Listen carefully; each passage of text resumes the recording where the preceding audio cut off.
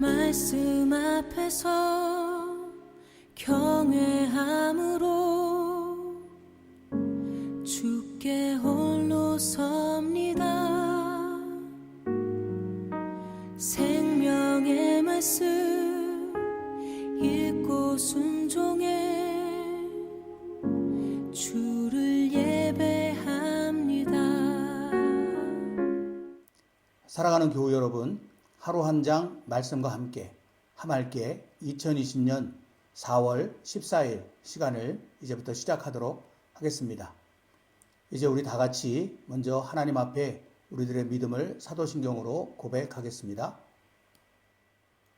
전능하사 천지를 만드신 하나님 아버지를 내가 믿사오며 그 외아들 우리 주 예수 그리스도를 믿사오니 이는 성령으로 잉태하사 동정녀 마리아에게 나시고 본디오 빌라도에게 고난을 받으사 십자가에 못 박혀 죽으시고 장사한 지 사흘 만에 죽은 자 가운데서 다시 살아나시며 하늘에 오르사 전능하신 하나님 우편에 앉아 계시다가 저리로서 산자와 죽은 자를 심판하러 오시리라. 성령을 믿사오며 거룩한 공회와 성도가 서로 교통하는 것과 죄를 사하여 주시는 것과 몸이 다시 사는 것과 영원히 사는 것을 믿사옵나이다. 아멘. 오늘 함께 우리가 읽으실 하나님의 말씀은 민수기 29장의 말씀입니다. 여러분이 가지고 계신 성경을 펼쳐서 읽으시거나 아니면 화면에 나오는 말씀을 따라 오늘도 하나님의 말씀을 같이 읽을 텐데 제가 한 절, 여러분이 한 절 번갈아 가면서 읽겠습니다. 일곱째 달에 이르러는 그 달 초 하루에 성회로 모이고 아무 노동도 하지 말라. 이는 너희가 나팔을 불 날이니라.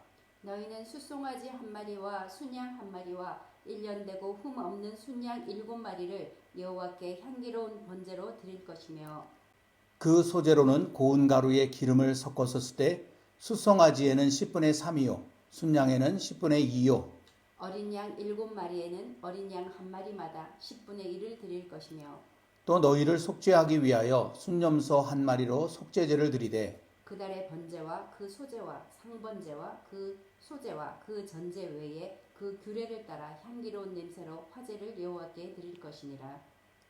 일곱째 달 열흘 날에는 너희가 성회로 모일 것이요 너희의 심령을 괴롭게 하며 아무 일도 하지 말 것이니라. 너희는 숫송아지 한 마리와 순양 한 마리와 1년 된 순양 7마리를 다 흠 없는 것으로 여호와께 향기로운 번제를 드릴 것이며 그 소재로는 고운 가루에 기름을 섞어서 쓰되 수송아지 한 마리에는 10분의 3이요 순양 한 마리에는 10분의 2요 어린 양 7마리에는 어린 양 한 마리마다 10분의 1을 드릴 것이며 속죄제와 상번제와 그 소제와 그 전제 외에 순염소 한 마리를 속죄제로 드릴 것이니라. 일곱째 달 15째 날에는 너희가 성회로 모일 것이요 아무 일도 하지 말 것이며 이래 동안 여호와 앞에 절기를 지킬 것이라. 너희 번제로 여호와께 향기로운 화제를 드리되 수송아지 13마리와 순양 2마리와 1년 된 순양 14마리를 다 흠없는 것으로 드릴 것이며 그 소재로는 고운 가루에 기름을 섞어서 숫송아지 13마리에는 각기 10분의 3이요 순양 2마리에는 각기 10분의 2요 어린 양 14마리에는 각기 10분의 1을 드릴 것이며 상번제와 그 소제와 그 전제 외에 순염소 한 마리를 속죄제로 드릴 것이니라.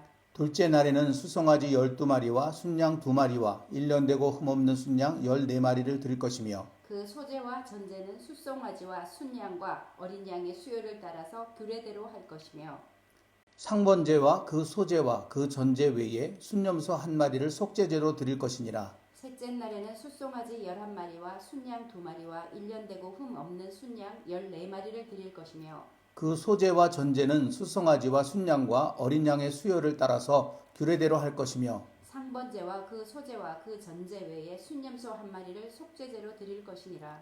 넷째 날에는 수송아지 10마리와 순양 2마리와 1년 되고 흠없는 순양 14마리를 드릴 것이며 그 소제와 전제는 숫송아지와 순양과 어린 양의 수요를 따라 규례대로 할 것이며 상번제와 그 소제와 그 전제 외에 순염소 한 마리를 속죄제로 드릴 것이니라. 다섯째 날에는 숫송아지 9마리와 순양 2마리와 1년 되고 흠 없는 순양 14마리를 드릴 것이며 그 소재와 전제는 수송아지와 순양과 어린 양의 수요를 따라서 규례대로 할 것이며 상번제와 그 소제와 그 전제 외에 순념소 한 마리를 속죄제로 드릴 것이니라.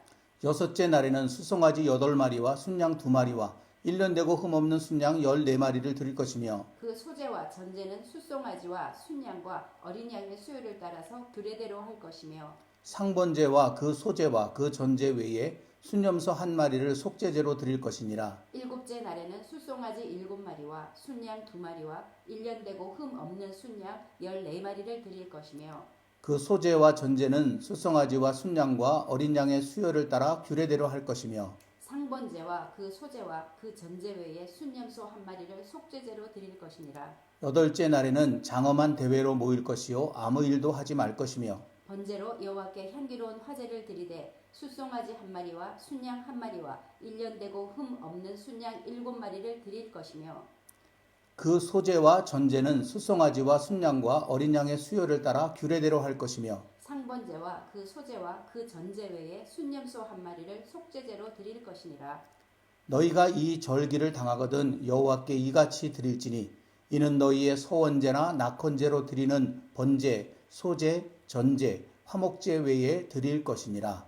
모세가 여호와께서 모세에게 명령하신 모든 일을 이스라엘 자손에게 말하니라. 아멘. 오늘 우리가 함께 읽은 이 민수기 29장의 말씀은 28장에서부터 이어지는 말씀입니다. 어제 말씀드린 것처럼 이 말씀은 광야 훈련소를 통해서 하나님의 정예 부대로 다시 태어난 이스라엘 백성들이 그들의 왕이신 하나님을 중심으로 이전에 아무렇게나 마구 살아왔던 그런 삶에서 벗어나서 이제는 절제되고 규칙적인 그런 삶을 하나님 앞에서 살아가도록 하나님께서 짜놓으신 연간 생활 계획표를 주신 것이고 그리고 이대로 규모 있게 절제 있게 규칙적으로 살아가라고 그렇게 말씀하신 내용입니다.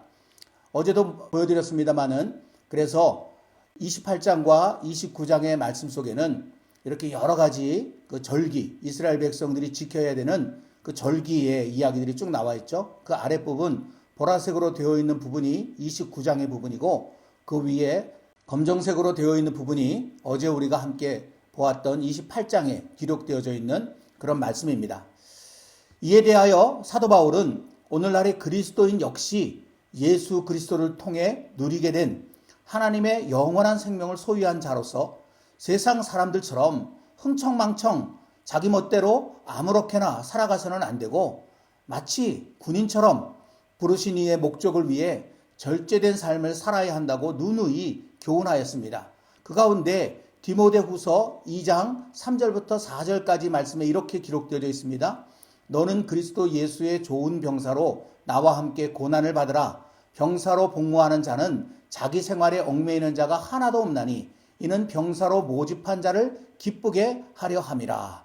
이 말씀에 직접적으로 우리 그리스도인들을 그리스도 예수의 좋은 병사로 비유하면서 그런 마음가짐으로 살아가야 된다라고 하는 것을 가르쳐주고 있습니다. 바울이 남겨놓은 서신에 보면 그리스도인의 이와 같은 새로운 삶의 여러 가지 그런 모습들을 여러 가지 말로 표현하였는데 그 중에 절제라고 하는 그런 표현이 상당히 많이 등장합니다. 언뜻 찾아보아도 최소한 10번 이상 이 절제라고 하는 말을 강조하고 있는 것을 바울이 남긴 서신서를 통해서 우리는 찾아볼 수 있는데 이 모든 것들도 우리 그리스도인이 이 세상에서 살아가는 그런 삶이 세상 사람들과 어떻게 구별되어야 될 것인가 그것을 가르쳐주는 그런 이야기라고 말할 수 있겠습니다. 다시 한번 바라기는 저와 여러분들도 우리 자신을 그리스도 예수 안에서 우리를 하나님의 좋은 군사로 부르셨음을 기억하면서 그 하나님을 우리를 부르신 그분을 기쁘시게 하도록 우리 자신의 삶을 잘 가꾸고 세우며 살아갈 수 있기를 소망하는데 특별히 하나님께서 정해놓으신 그런 규칙을 따라서 우리의 삶을 규모 있게 잘 세워갈 수 있게 되기를 소망합니다.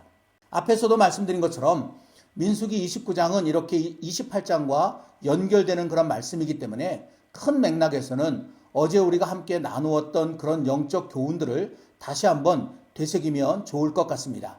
그러나 이와 같은 전체적인 의미와 별개로 저는 오늘 말씀 속에서 한 가지 주제를 좀 더 깊이 묵상하기를 원합니다. 바로 7절 말씀입니다. 일곱째 달 열흘날에는 너희가 성회로 모일 것이요 너희의 심령을 괴롭게 하며 아무 일도 하지 말 것이니라. 아멘. 이 말씀입니다.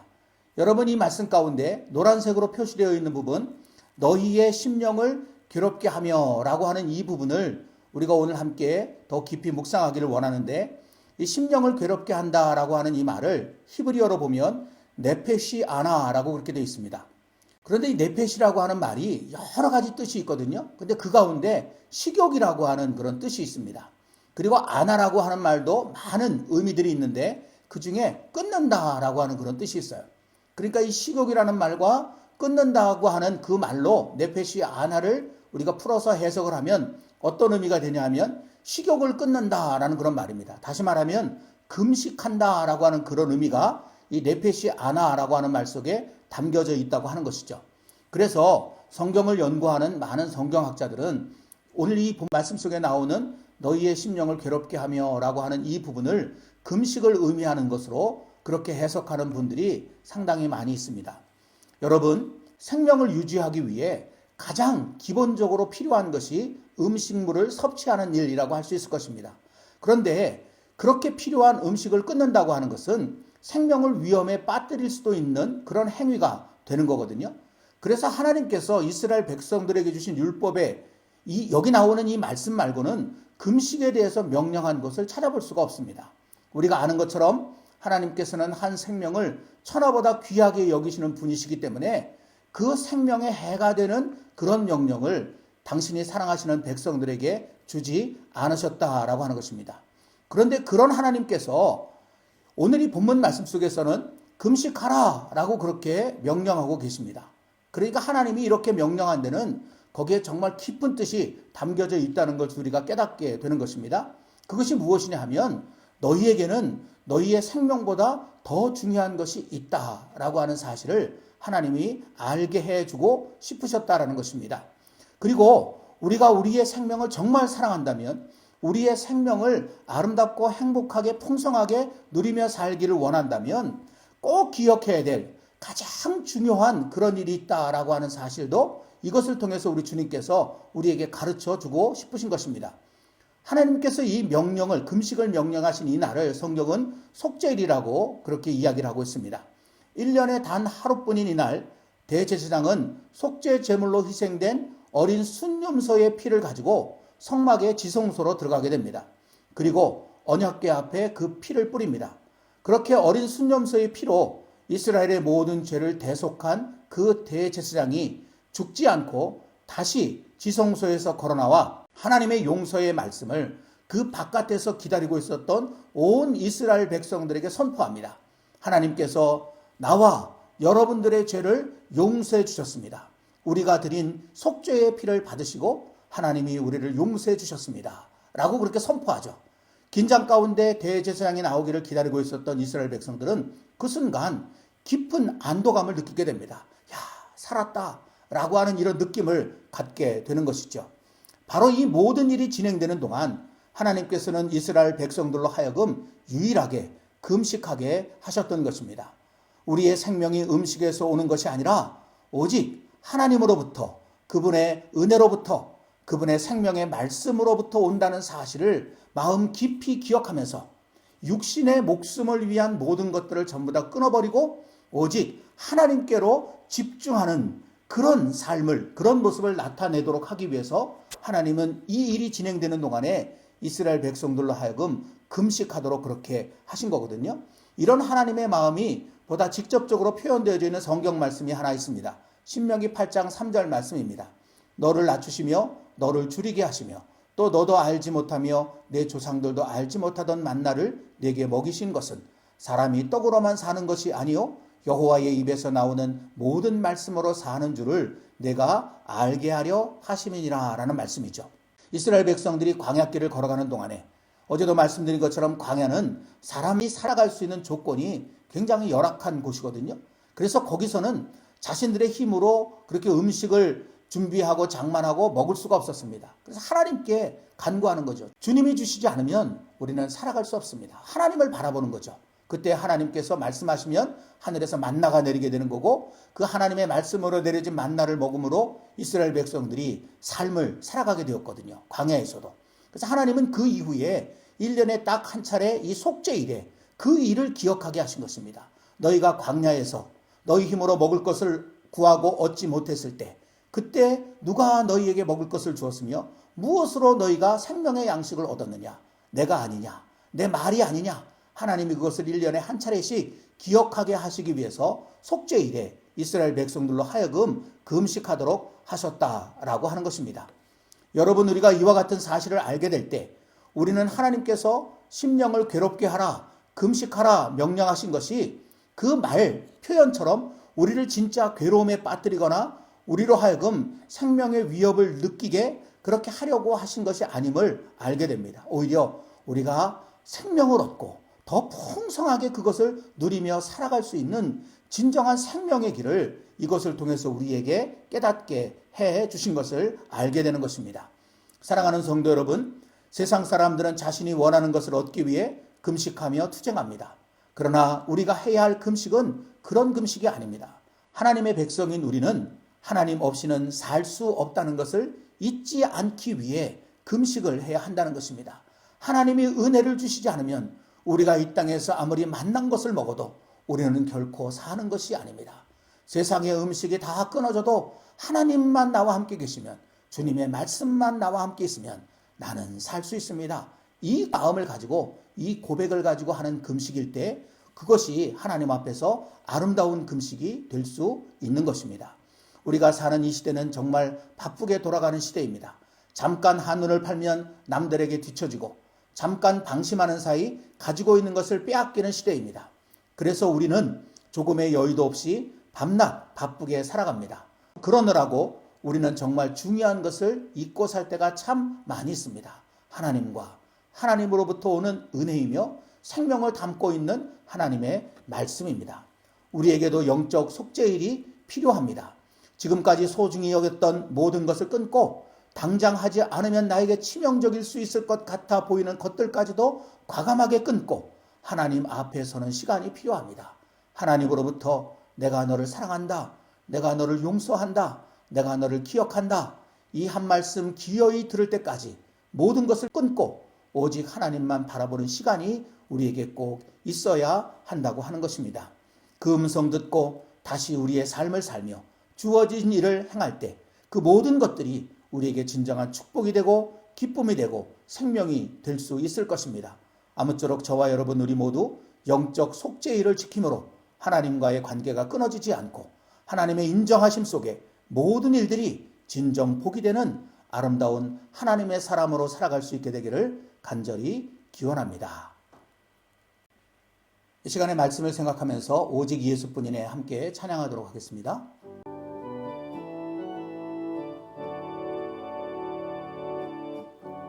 은혜 아니면 살아갈 수가 없네. 호흡마저도 다 주의 것이니 세상 평안과 위로 내게 없어도 예수, 오직 예수뿐이네. 그 신계획 다 볼 수도 없고 작은 고난에 지쳐도 주께 묶인 나의 모든 삶 버티고 견디게 하시네. 은혜 아니면 살아갈 수가 없네. 나의 모든 것 다 주께 맡기니 참된 평안과 위로 내게 주신 주 예수, 오직 예수뿐이, 오직 예수뿐이네. 예수, 오직 예수뿐이네.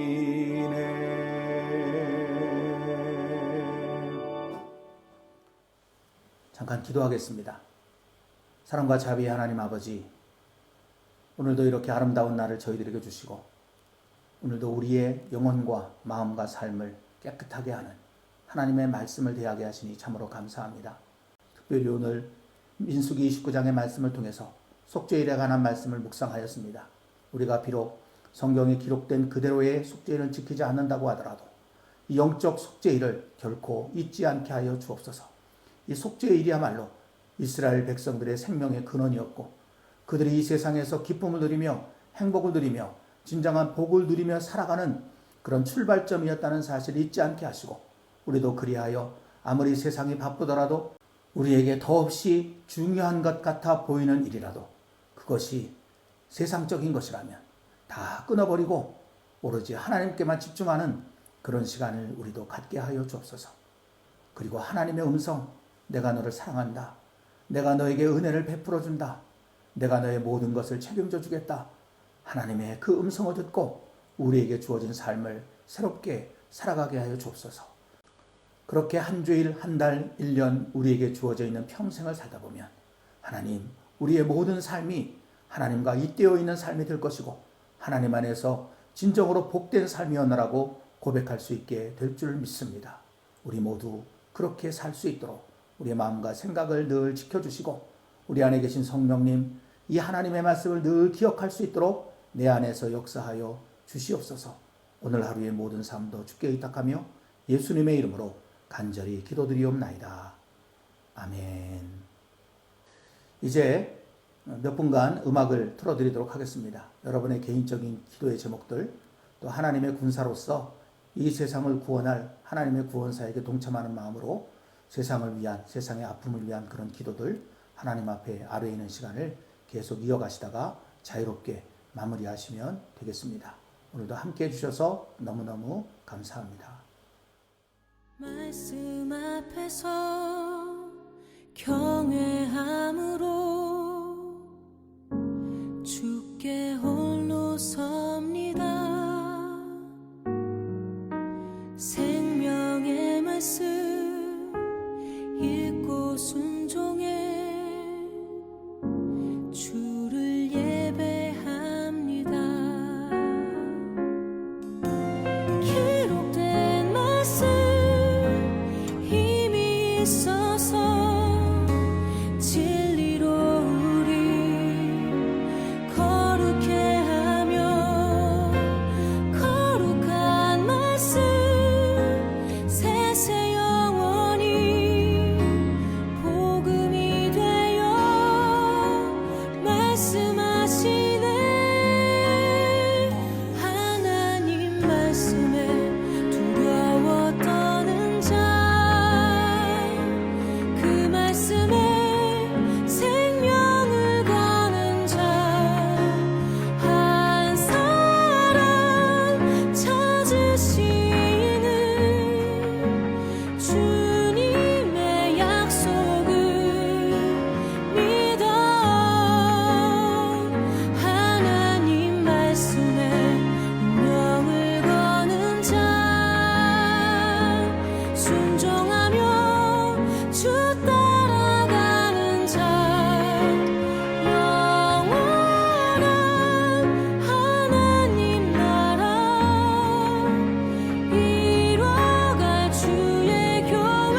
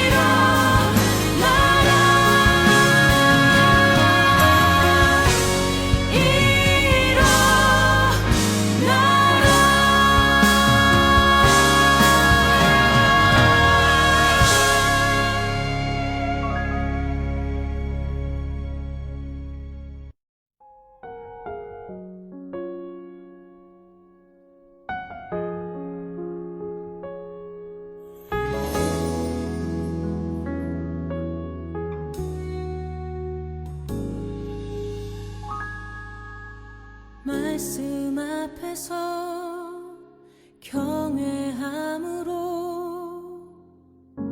주께